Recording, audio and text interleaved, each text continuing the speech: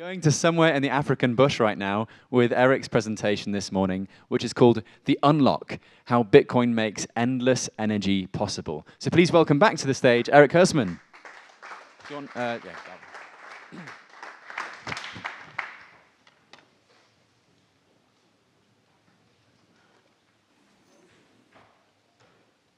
Okay, so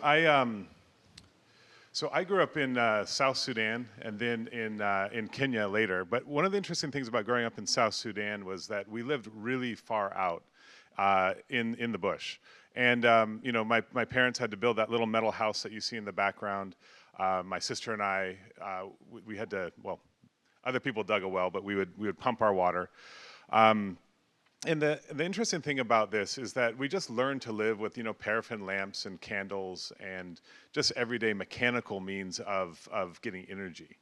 And I think, I mentioned this earlier, but I think that we're kind of distanced from that these days, right? We're used to having everything work, but in so much of the world, there's so many people who are affected by this still who don't have that access to electricity. So, in Bitcoin world, we always think of a Bitcoin being a foundational commodity, but the world's most foundational commodity is energy. It is the electricity that we use, right?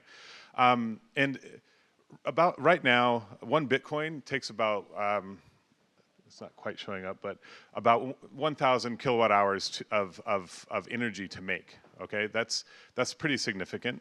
So one Bitcoin is enough power then to generate how many households? So 55,000 households in Africa, 2,700 households in Southeast Asia, about 1,000 households in the US for a month, right? That's a lot of energy usage. We're like, and this is where that story of, oh, Bitcoin wastes energy comes from, right?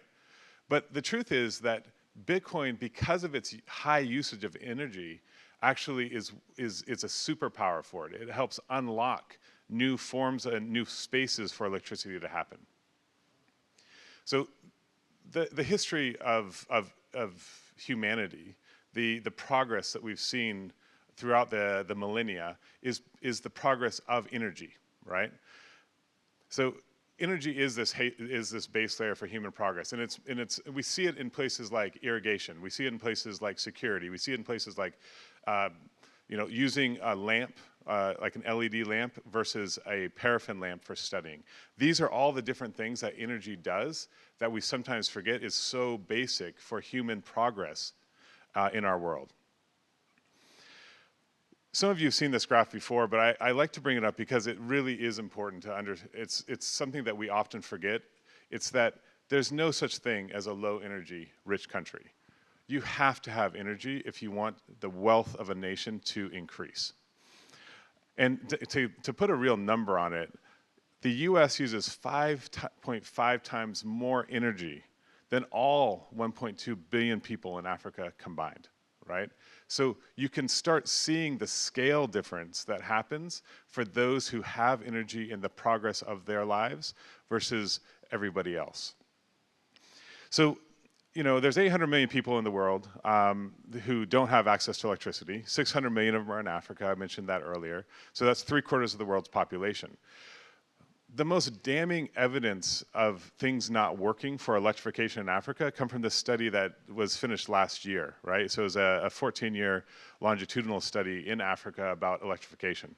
And it shows that in Asia and Latin America and other pockets of the world that had low electrification, that they were able to improve it. But in Africa, it was a 600 million 14 years ago, and it's at 600 million today, right? We're not seeing very much progress. And, why is that? So I spoke about it before a little bit. The low consumption of energy users in Africa means that it's not really viable to go build out new energy. If I'm going to go build and spend $2 million, $5 million to build energy, but I have, people who can't really afford that electricity, it's not a good investment, and I probably shouldn't be spending that money. which means that we go to concessionary financing. So this is your European Development Bank, or this is Rockefeller Foundation, or some other concessionary financer that will finance these. And even then, it'll take 5 to 7 to 10 years to get the financing to break ground, to get going. It just takes a long time. So at the same time, we marry up that problem, right, with this other problem, that it doesn't matter where you are in the world, whether you're here in Portugal, you're in the United Kingdom, or you're in that little Malawi village. Everything above that line, everything above this line is wasted energy, right? It's not being utilized. And therein lies an opportunity. So this is where Gridless was born out of. It was saying, hey, if we take that same line in that same Malawi village, and this is the site that Daniel built, we could actually just put in some Bitcoin miners and utilize that energy. And that brings in some revenue. The truth is, it never brings in as much revenue as if a villager was going to pay for that power. But that's okay, right? Because they now have an anchor tenant in us, and we are able to be on when nobody else can be. So what is stranded power? This is oftentimes people don't really fully understand what this means. So what do we mean by optimizing stranded power? We're saying we have energy that's being generated, but we have only a small amount that's being used by the local community, much smaller than in other parts of the world. The rest of the energy is wasted. We come along and we bolt onto it, and all of a sudden we can fully monetize all the capacity. So this is that Zambia site we mentioned before, right? So this is in Zingamina. This is the one that the BBC article was just written about. If you go on to YouTube, you can see a lot more about it nowadays. So they built this 15 years ago. Daniel came and found out about us, and he said, okay, well, what can we do here? A friend of ours says this: at night the people sleep, but the river never sleeps. And this is the reason it works, right? Is that the inputs for our energy are always there. If the inputs are always there, then the monetization possibilities are always there as well. And if we're sticking with our old paradigm of only requiring consumer or commercial uses in that community, then we'll always be suffering from it. So what happened was, like I said before, it was really interesting to see the numbers grow, right? So you have 1,000 households and you see it grow to 1,400 households. They're able to buy their meters now. They're able to buy the transformers, extend the grid, okay? That means what? Should be less energy for us, right? That's okay, right? We can move miners away from that site and we can move them somewhere else. We're always the buyer of last resort. The community always comes first, not only because it's the right thing to do, but because it's the economic thing to do for the power producer. They make more money when they sell to the community than they do to us. So economics and incentives are aligned here. It works for everybody. But let's actually take a look at what it looks like to build a Bitcoin mine. So this is the fun bit, right? So we start off in Nairobi, and we're building a 20-foot container. We're taking a 20-foot container and modifying it, all designed and engineered in Nairobi, because it's about a quarter of the cost for us to fabricate and design our own in Nairobi as it is to import one in from China. We then, ship it over Africa's best roads. This is 2,000 kilometers away, and then we offload it onto site. The next thing is connectivity, right? So Starlink. We also do a link to the mobile network, and then we load these computers onto the shelves, right? I told you these are not very smart and not very well-built computers, and that is true, right? There's a lot of maintenance and support that we have to do on them, but they're also very basic. And then we make sure everything works. In this case, I had to rewire a bunch of the container. I wasn't very happy that day.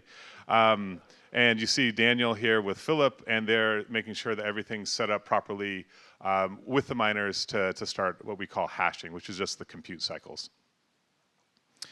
By day 3, we're live. That's it, right?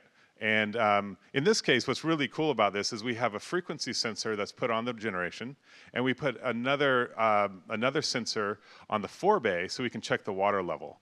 That means that we can both do demand response for what the grid is requiring for electricity, and we can turn on or off computers in under a second, or we can also optimize for the supply side, which is at where the forebay is, right? So I can actually change the level of the water based on how many miners are on or off as well. So it's one of those really cool technologies. If you're a tech guy like me, this is a really fun thing to see. That you can do all these crazy things because, and you can do this remotely. Like we're managing the site from 2,000 kilometers away in Nairobi. We don't have a full-time technician here, right? This runs on its own. Okay, so that's what a site looks like, and I'm very happy to answer questions about this stuff later on if you want to pull me aside and we can get into the details. So what I mentioned earlier was that Bitcoin mining was interesting, but it kept scratching an itch in my head about why do we not have enough energy being built, right? Why is there not more mini grids being built? Why is there not more small generation being built?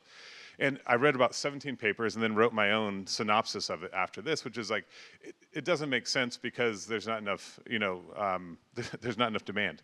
And so there's not enough money to be made. And if you're an investor, you should never do this, quite frankly, right? It doesn't make any sense. However, we saw that the only path to electrification of Africa is mini grids. So is there a way to do it? And the answer is yes. The symptom is that we have stranded power. Bitcoin mining makes that profitable. But that's the symptom, right? The actual disease is that we need to build more energy, right? And there's a new way to do this now too, which is also solved by Bitcoin, which is we can actually take Bitcoin and do financing with it. The shorthand answer to this is we can take Bitcoin in, hold that in a treasury. We can use that and access a really low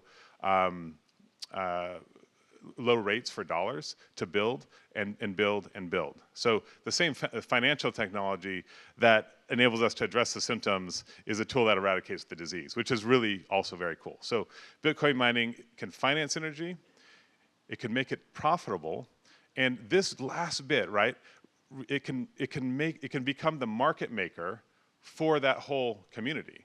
What do I mean by that? I know that every time I'm running a Bitcoin miner, I'm making about 7 to 10 cents per kilowatt hour that I burn. Okay? So if I know that I'm making, let's say it's 10 cents. If I'm making 10 cents for every kilowatt hour, and you in the community are willing to pay me 12 cents, well, I should sell that to you, shouldn't I? I should, right? If I'm the energy owner. Why is that important? What's the cost of energy in these off-grid, mini grids right now? Well, they range for anywhere from 25 cents to over $1 per kilowatt hour. So Bitcoin mining comes in and sets a price floor that allows you to sell energy at half the cost at worst, and maybe 10% of the cost of energy in that community. All of a sudden, they have access to power at a lower price than they've ever had access to it before, even if they had access to it, and many of them don't even have any yet. So Gridless Energy is the new part of Gridless that is doing this. We're going to build 2 sites this year in Rwanda, another one in Kenya, and really we're going to be on both ends of the side of this stranded energy or this energy build-out problem. We'll be on this side where we're going to be generating it. We'll be on the other side where we're also making sure that none of it is wasted. So why is this important, right? Well, it's important for Bitcoin, right? Bitcoin needs to be decentralized. We have a lot of really large 200 plus megawatt sites around the world, and we need a lot more that are being decentralized into other regions of the world, meaning other countries, and doing it at the sub 10 megawatt size. We need it for energy, right? This allows off-grid energy to be profitable. And if we want to see more reliable grids, and we want to see electricity in places that it hasn't been before, then we need Bitcoin mining to do that. And then finally, we need it for Africa, right? So if we actually want to put a dent in that 600 million people who don't have access to electricity, then Bitcoin mining is the unlock for that. So in closing, there is a near unlimited supply of energy to be developed in the one place on Earth that needs it most, Africa, and Bitcoin is what unlocks it. Super. One quick question from the audience. Do you have something you'd like to ask Erik just now? I wanted to ask, for example, why aren't there more people doing this in Africa, particularly when you can go from 0 to a mining rig set up in just 3 days? So I think one of the problems is that and by the way, we do this very openly. We make our model open so that other people will copy and do it because we need more people doing this. We can't do it all ourselves at Gridless. Why are more people not doing it? I think it's because the energy industry has a set way of doing things. It's hard for new things to enter in, and it's a timing problem as well. I think the larger energy producers are looking at it, even in Africa, and thinking about how Bitcoin mining allows for their stranded capacity to be used. But most of the problem is because the model has been around trying to get a 20 to 30 year PPA with the utility, and that allows you to finance new energy being built, right? So you can't actually unlock the financing without having access to some long-term contract. Bitcoin mining allows you to come in and be able to finance something without that long-term contract, which means that there's a new model for energy generation. And that's I think, what as more people realize, you're going to see a lot more people getting on board here and doing the same type of thing as we are. Let's electrify Africa. Awesome. Okay. Yes, please. You could check a mic. Do you think there are any other places that could benefit from this mechanism, from this way of unlocking? How that? I mean, there's pockets of it. I visited Latin America for the first time last year, and I think not every country has the same problem. In Africa, the continent, we don't have grid interconnects. We have these island models of energy, right? So there are locations around the world that can use the same thing and should use the same thing, but it's not as prevalent as it is in Africa.